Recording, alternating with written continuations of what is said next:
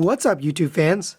Today we're going to take a look at something really unique. This is the Transformers Collectors Club exclusive, only human figures from the episode 23 of season 3, where the Transformers became humans. So we have RC, Rodimus Prime, and Starscream, or what they call Old Snake here. Now, these were Collectors Club exclusives, so you did have this unique packaging here. It does have a nice picture of Rodimus there. It says Autobot Leader Rodimus, and it says Hasbro. Now, I think these were G.I. Joe crossover, so the base of these figures are made out of G.I. Joe. Here's the back, and you get a bio. Now, these were sent to me by Dr. Diecast. Unfortunately, it only has the packaging for the Rodimus figure. The other two didn't come with their packaging, but really, really cool. Hard to get a hold of these, actually. But there's the bio if you want to read it. Really kind of neat. And then here is the bio for RC. And again, we don't have the packaging, but you can kind of see a remnant of it. Autobot Warrior RC. And then finally, we have the Old Snake, or otherwise known as Starscream. And pretty cool. You got a Decepticon logo inside the Cobra snake. Really, really cool. So if you were lucky enough to get these from way back when, then you got these at a pretty good deal. And right now, these are crazy, crazy priced. So I really appreciate being able to look at this. Thank you, Dr. Diecast, for sending this to me. He always sends unique stuff that's fun to look at. So we'll take a look at each one of these. I don't have the packaging for these two, so we'll just be looked at the package for this one. So let's start off with RC. And they each come with a little display stand here. It has a peg there. It's got Autobot logo tampoed. It kind of looks like basically a dog tag. On the bottom it says 2009 Hasbro, even though these figures are from, I believe, 2016. So I'm not really sure. Maybe they made these stands before and then they copyrighted them. But either way, you can put the figure on that stand. Let's look at the detail. You have a painted face and head. So eyes are painted, the mouth is painted. You got paint here all across the chest. The pink stripes are painted. You got the belt there. Coming to the bottom, you have the boots that are painted. Here's the back. It does have a peg hole there. We'll show you what that's for. Overall, pretty good looking figure. She does have nice articulations. You have a head on the ball joint. It does go side to side. It goes down to there, up to there, and rotates all the way around. The shoulders rotate around on here, and there's a disc joint there to get the arms up to there. You have a rotation at the elbow, and then you have a single jointed, I guess another disc joint there for that. The hands, let's see, they rotate around. And I guess they don't move up and down. Let's see. No, they're just on a peg. So they just rotate around. You have a rotation at the waist. There is an ab crunch, but due to the sculpt, you don't really get too much out of it because it's kind of hindered. You get a little bit back, a little bit forward, and rotates around. Leg goes up to there, back to there, hindered by her butt, out to the side. It is on a metal, is that metal? Yeah, metal hinge there. Double jointed knee. You see the full bend, rotation at the boot, and then you have another disc hinge for that joint, so you can get that up and down, and there are soft ratchets in there. So some nice movement on this figure here. She does come with accessories, so you do get two blasters here like this. It does have pegs on the side. I'm not really sure because there's nowhere to peg it in, like a holster or anything, so I don't really know why they did that. Maybe because this is a reused G.I. Joe weapon or something like that. But as far as I can tell, it doesn't peg in anywhere, including on the back. It doesn't fit there. So you can get these in the hand. I think I had the wrong one in the wrong hand. And she does have a gripping hand, slightly, I guess it's a trigger finger there. Get that in there. And there you go. There she is with his weapons. I guess the grip that she has is a little bit weird. So it looks like she's aiming downwards. But either way, cool little effect there. We'll put her back on her stand here. Now she does also come with a additional accessory, which is this. So this is back in the day, we had these unmanned predators from the Cold War, and so this can, or I guess the war in Middle East. And these little drones, I guess, came with G.I. Joes, but they made one for RC. So you can't actually mount this on her if you want to. There's a little peg spot right here, and you can put it like that. Or you can make it into like a jetpack or whatever you want. She can be using that. And that's really cool. So that is RC. Let's move on to Rodimus Prime here. So same dog tag style stand.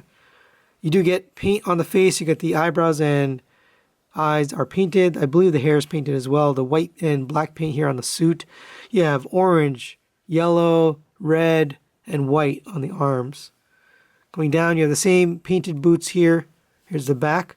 He does have this vest on. You can unpeg it here, but I don't want to try to take it off. This is a relatively old figure, and I just don't want to rip this thing. But I believe you could probably take this off if you're so inclined. Underneath is just a yellow plastic for his shirt. He does have an orange collar there. And I really think they did a good job on the look of this guy. It just nails that cartoon.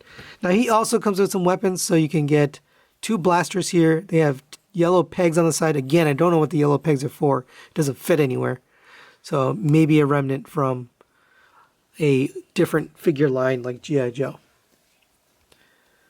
So you can get these in here. He also has a trigger finger on his right arm.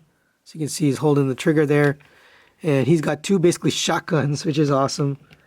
You can get him on the stand. And there he is, ready to shoot Old Snake. He also comes with this, which is interesting. So it's actually a fishing rod. So there's the fish at the end. Now you can take these out.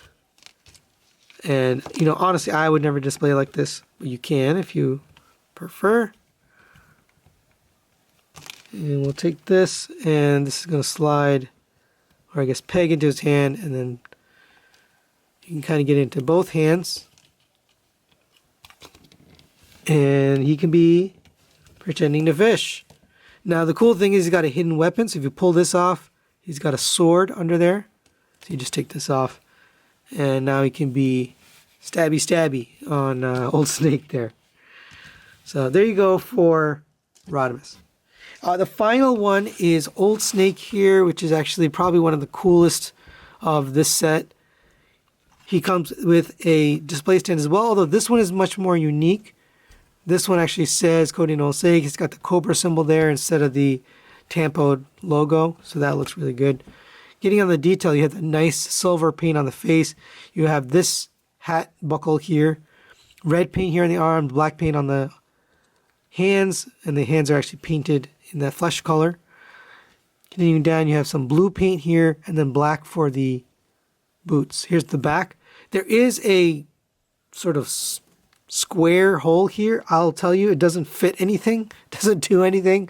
I'm not sure why they gave us that, but they did. His articulation is a little bit different, so his head is on a ball joint. It's up and down to there. It does rotate around. It's a little bit hindered by his collar here, although the collar is beautiful. The way they did that collar looks really nice. Shoulder rotates all around, up on this disc joint here. 90-degree bend at the elbow, rotation at the elbow joint. Wrist rotates around, and that's basically it for that. You have rotation at the mid-waist. You have ab crunch, gets down to there, back to there. The legs do have the same movement, but unfortunately due to his trench coat, it is very, very limited. It goes out to there, and then up to there, and back to there. And I don't want to push it. Again, not my figure, so I'm not going to push it. You do get a double jointed knee, gets you the full bend. If I could actually get in there, you'd actually get the full bend. Your rotation at the boot. The boot goes down to there, and up to there. And again, limited due to the sculpt, but really, really good looking. You can get it. Now this one actually has 2 pegs. So you can get it pegged onto both. And of course he does come with a weapon, which is his pistol here.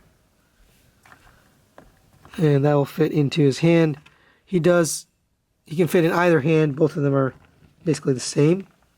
He also comes with these 2 little Energon cubes, which is interesting. Now, the accessory was in here. I don't know if it came packed that way. I don't have the original packaging, but it did come with these 2 Energon cubes. So I'm not really sure exactly what they're for, but you can put these on display next to him.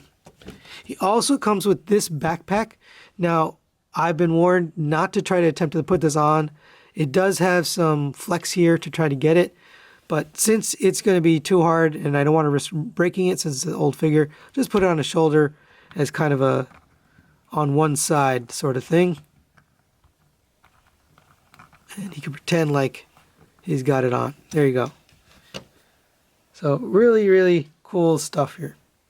So final thoughts on the Transformers Collectors Club exclusive G.I. Joe Transformers crossovers, or the Only Human figures. Let's start with the positives. I think they all look really cool. I really especially like the old Snake here.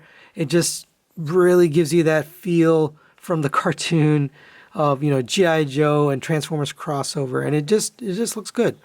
I also like the accessories. They all come with some pretty good accessories. The colors overall are a perfect match and just perfectly recreate that scene from the episode where they became human. Negatives, the articulation is limited, but they are relatively old figures, so I guess you could come to expect that because of their age. They're also, you know, a little bit limited in how they hold the weapons. For example, RC is a little bit cockeyed, but either way, really, really cool. If you can find these for a decent price, it'd be cool to pick up, especially to display in your Transformers collection. That's really it for today. Thanks for watching, and we'll see you next time.